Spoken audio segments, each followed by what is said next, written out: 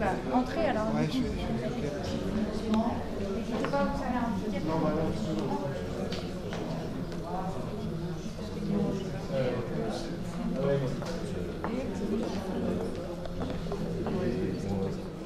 Une grande joie de ce moment effectivement matinal.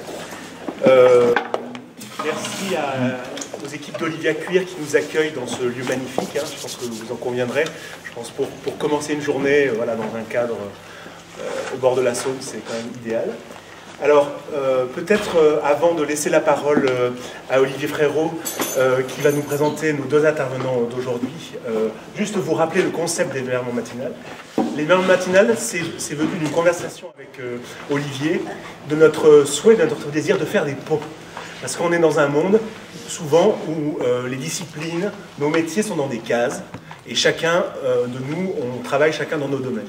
Mais à un moment donné, pour réfléchir, on a besoin effectivement d'échanger les uns avec les autres et d'apprendre les uns avec les autres.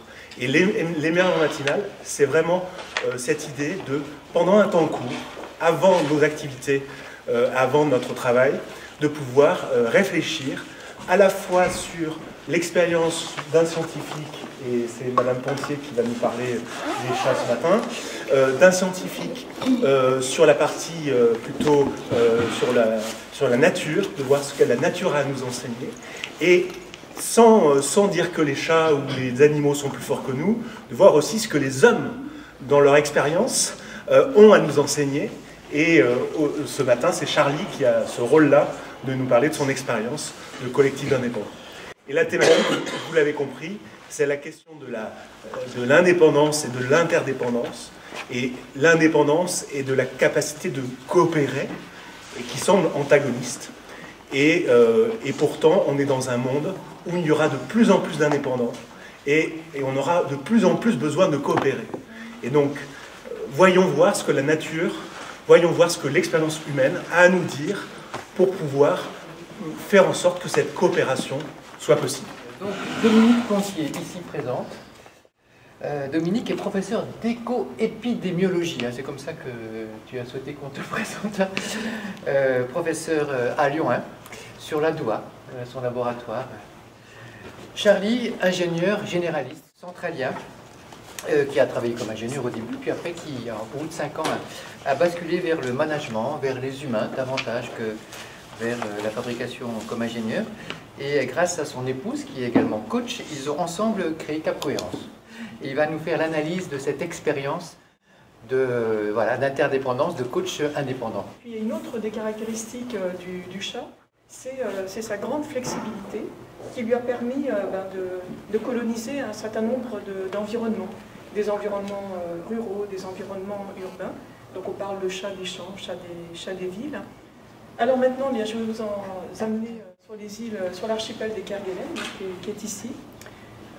Alors c'est étonnant, on a amené aussi des chats, pour la même raison, pour lutter contre les rongeurs. Donc voilà un petit peu un paysage pour vous montrer à quel point c'est un environnement qui est hostile. Et l'hiver, les adultes, pareil, donc ils repartent en mer. Ce qu'on observe, c'est qu'ils coopèrent, 2-3 mâles, 2-3 chats, qui vont coopérer pour aller s'approprier les ressources. C'est la seule manière pour eux.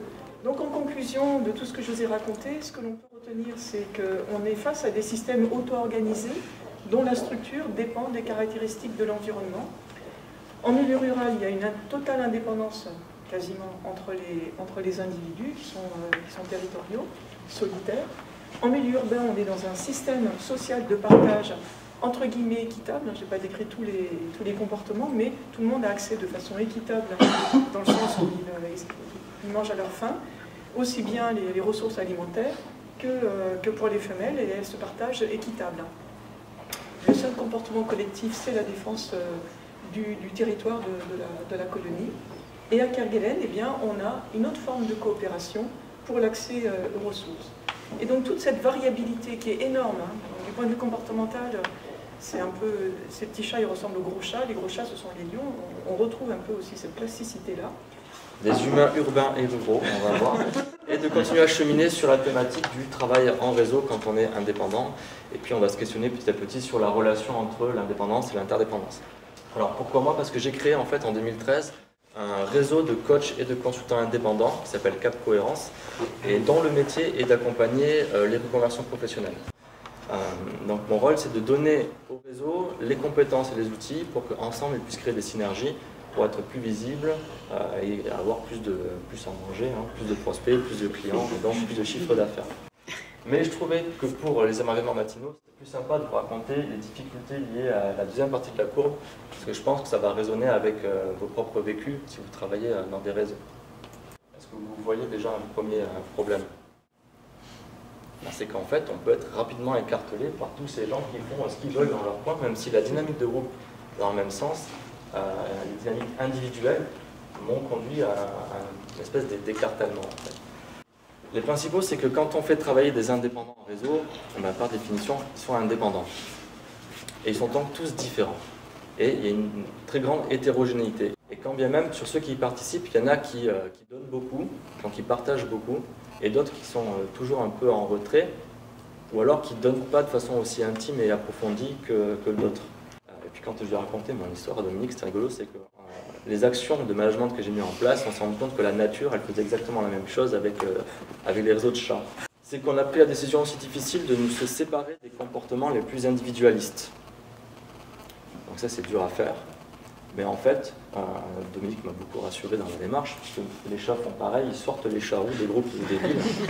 Et donc là, on a, par exemple, homogénéisé les tarifs au sein du réseau, donc des contraintes plus fortes, pour que la collaboration soit pas juste un plus, mais soit nécessaire à la survie individuelle au sein du groupe. On a mis un enjeu de renouvellement des populations. Et ce que me disait Dominique, c'est que si on n'avait pas cet enjeu de reproduction et de maintien de l'ADN, en fait, il n'y aurait pas cette collaboration. Pour collaborer, il faudra troquer un peu d'indépendance contre de l'interdépendance. Et moi, je crois qu'en toute bienveillance, il ne faut pas juger si c'est bien ou c'est mal, mais repérer les gens qui sont aptes à travailler en groupe, les faire collaborer. Et ceux qui ne sont pas aptes, leur faire comprendre qu'ils vont être plus adaptés, donc plus performants en dehors du groupe. Donc effectivement, la réalité, elle est sûrement beaucoup plus complexe que tu nous as dit, mais déjà, grand merci. Alors pour les humains, idem, et c'est vrai que je pense que cette analogie, elle est quand même très très éclairante. Hein. Quand je suis arrivée il y a 20 ans, il y avait 150 développeurs dans le réseau, je les connaissais tous. Maintenant, on est à 940. Et on s'aperçoit qu'il y a les 150, c'est mon noyau dur, sur ceux sur qui on peut s'appuyer. Et par contre, moi j'ai accepté qu'il y a des gens qui viennent que consommer. Et j'ai vraiment beaucoup aimé, puisque moi je suis consultant spécialisé dans la création de collectifs d'indépendants. Donc effectivement, je me pose beaucoup de questions autour de ça. Et effectivement, on se rend bien compte qu'à un moment donné, selon une certaine taille, on le voit avec l'émerveillement matinal, puisqu'on est 4 indépendants et on fait ça sans contrat, on a monté, et on n'a pas besoin de contrat parce qu'on sait où on va et on est d'accord. Mais à partir d'une certaine taille, on a besoin de cadrer, de dire où on va. J'aime bien aussi l'idée du territoire des Kerguelen, c'est-à-dire qu'il y a un territoire, il y a un environnement, et finalement on s'adapte, le chat s'adapte au territoire. J'ai proposé à Olivia d'avoir une thématique sur la communication. Et l'idée, effectivement, ce sera donc le 17 mai.